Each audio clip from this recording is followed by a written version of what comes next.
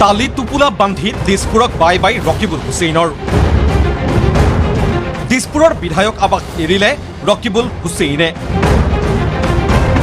পুত্ৰৰ সামগ্ৰীত পৰাজয়ৰ লগে লগে দিছপুৰ এৰিবলৈ বাধ্য হ'ল একালৰ প্ৰতাপী মন্ত্ৰী ৰকিবুল হুছেইন। সকলো আৰম্ভণিৰেই শেষ থাকে। দিছপুৰৰ বিধায়ক আৱাস ৰকিবুল শূন্য হোৱাৰ লগে লগে এই কথাকেই যেন পুনৰ এবাৰ প্ৰমাণ হ'ল।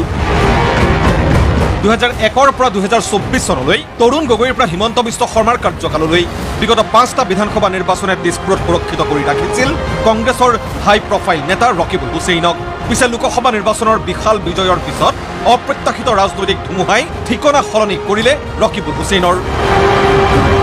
সুদীৰ্ঘ 24 বছৰৰ মূৰত তালিত টোপোলা বান্ধি দিছপুৰ বিধায়ক আৱাসৰ পৰা বিদায় লৈছে ৰকিবুল হুছেইনে।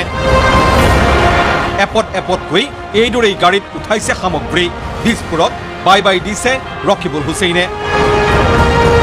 ধুবুৰীত বদৰুদ্দিন আজমলক 10 লাখ ভোটত পৰাস্ত কৰাৰ পাছত সামগ্ৰীত পুত্ৰক ৰাজ বুকুত পিন্ধোৱাৰ বাবে বাকী আছিল কেৱল আনুষ্ঠানিকতা। কিন্তু ৰকিবুল হুছেইনৰ সেই সপোন পূৰণ হ'বলৈ নিদিলে বিজেপিৰ ৰণনীতিয়ে। সংখ্যালঘু ভোটাৰৰ দপদপনি থকা সামগ্ৰীতেই এক প্ৰকাৰ দৰ্পচূৰ্ণ হ'ল 24 বছৰে সমষ্টিটোৰ বিধায়ক হৈ থকা একালৰ প্ৰবল প্ৰতাপী মন্ত্ৰীগৰাকীৰ। 6 মাহ পূৰ্বে 10 লাখ ভোটত জয়ী হোৱাৰ পিছত এইসমূহ দৃশ্যই যেন কৈ গৈছে বহু কথা। ৰাজনীতিত উত্থান পতন কিমান সহজ তাক খুব সহজেই বুজাই দিছে এই দৃশ্যসমূহে। যি দৃশ্যই কৈছে জনতা জনাৰ্দনেই গণতন্ত্ৰত সবাতোকৈ শক্তিশালী। জনতাই যি নেতাক 10 লাখ ভোটত জিকাব পাৰে 6 মাহ পিছতেই তেনে নেতাক হৰুৱাবও পাৰে।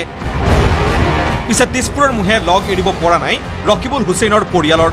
সেইবাবেই ৰকিবুল হুছেইনৰ পত্নীয়ে ক'লে 2026ত পুনৰ ঘূৰিব বিধায়ক আৱাসলৈ। এইটো নিয়মে আছে, ঘৰটো খালী কৰিবই লাগিব এইটো। গতিকে তুমি আগতীয়াকৈ কালি গৈ পেলাই মানে আজিৰ কথা ক'লে আজি গৈ তুমি নিজে ঘৰটো খালী কৰি দিয়াগৈ। সেইকাৰণে মই আহি পেলাই ঘৰটো খালী কৰি দিছোঁ। সেইটোতো চবে গমেই পাইছে আছোঁ যেতিয়া বিদায় নহয় আকৌ আহি আছোঁ, চিন্তা নাই আকৌ আহি আছোঁ। আমি বিদায় হোৱা নাই, একদম আকৌ পাক্কা আহি আছোঁ। 2026ত আকৌ আহি আছোঁ।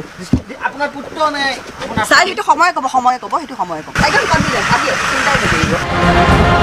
24 বছৰৰ মূৰত সামগ্ৰীত মুখ ঠেকেচা খোৱাৰ পাছত 26ত হৃত দুৰ্গ উদ্ধাৰ হ'বনে ৰকিবুল হুছেইনৰ? নে সংখ্যালঘু ভোটাৰৰ মাজলৈ আৰু অধিক সোমাই যাব বিজেপি? নে এইবাৰৰ উপ নিৰ্বাচনৰ পৰাজয়ৰ পাছত 26ত ৰণনীতি সলনি কৰি সামগ্ৰীত নিজেই যুঁজত নামিব ৰকিবুল হুছেইন? সকলো অপেক্ষা সময়লৈ।